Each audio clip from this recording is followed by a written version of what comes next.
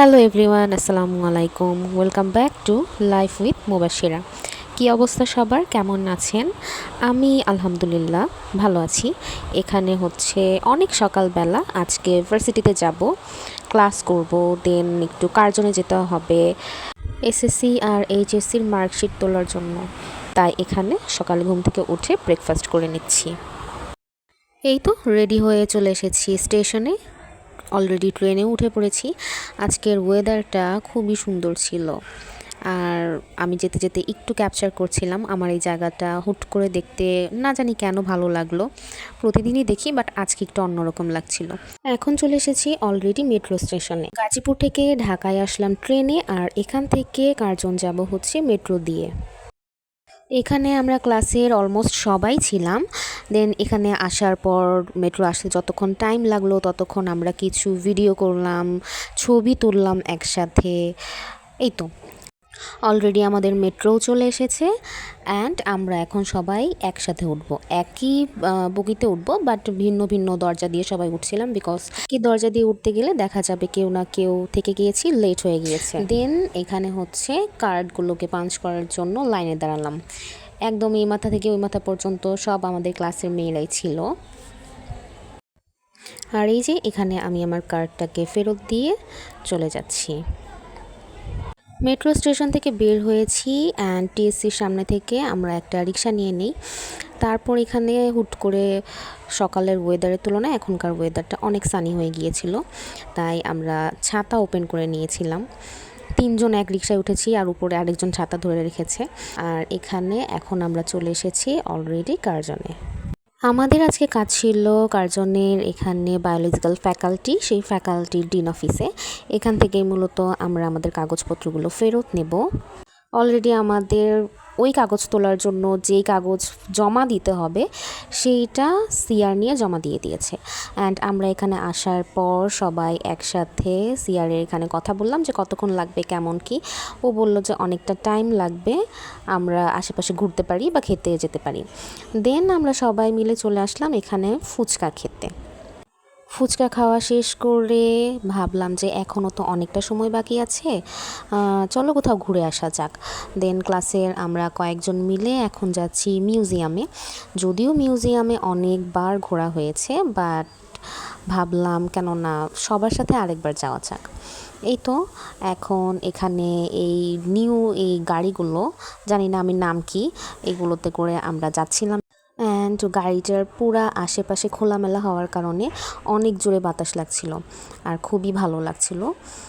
এই তো আমরা অলরেডি মিউজিয়ামে চলে এসেছি। আমাদের সবার ব্যাগপত্র জমা দিয়ে এখানে টোকেন নাম্বার অ্যান্ড টিকিটটা নিয়ে নিলাম। এখন একসাথে সবাই ভেতরে যাব। তারপর এখানে আসার পরও আমরা অনেক ছবি তুললাম একসাথে, আমি একটু ভিডিও ক্যাপচার করলাম।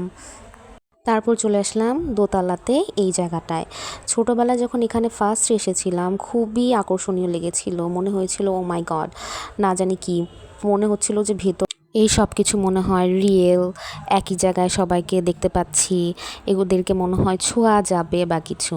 দেন এই সুন্দরবনের মতো যে এখানে বানিয়ে রেখেছে, আমি এটাকেও ছোটোবেলায় রিয়েল মনে করতাম।